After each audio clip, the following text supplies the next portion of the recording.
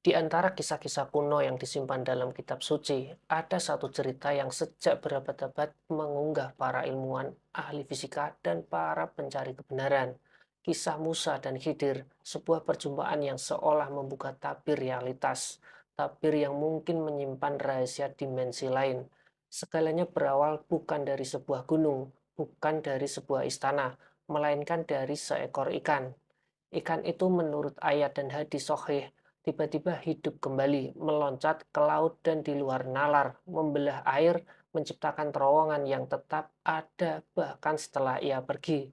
Sejak itu tidak hilang seolah ada pintu yang terbuka dan tidak langsung menutup. Dalam string teori dan M-teori, para ilmuwan modern berbicara tentang lorong energi, wormhole, dan dimensi keempat serta kelima, ruang-ruang rahasia yang menghubungkan dua titik berbeda dalam ruang dan waktu. Jika benar, apa yang dilihat Musa bukan sekedar ikan yang kembali hidup, tapi portal. Dan anehnya, kelelahan luar biasa baru dirasakan Musa setelah melewati tempat itu. Seolah tubuhnya baru saja melintasi batas realitas. Sebuah kejutan energi, perubahan gravitasi, fenomena yang hanya terjadi ketika seseorang berpindah ke dimensi lain. Musa pun berkata, inilah tempat yang kita cari. Ia dan muridnya, Yusya, kembali menelusuri jejak itu, dan di sanalah, pada batas antara dunia yang terlihat dan yang tak terlihat, mereka menemui sosok yang misterinya mengguncang para ulama dan ilmuwan sepanjang zaman.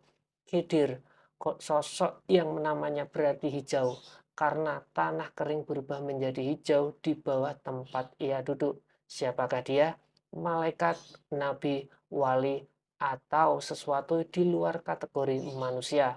Tidak ada yang tahu, yang pasti ia adalah hamba yang diberi ilmu dari sisi Allah.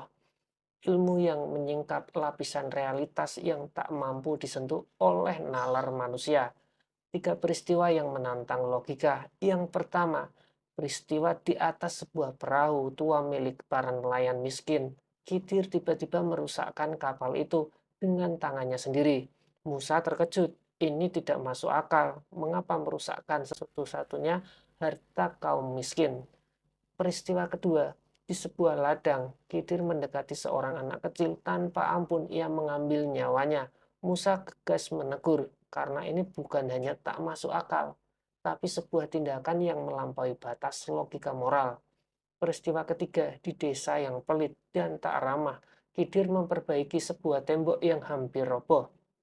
Tanpa meminta upah, tanpa imbalan, Musa bertanya, kenapa tidak kau minta bayaran?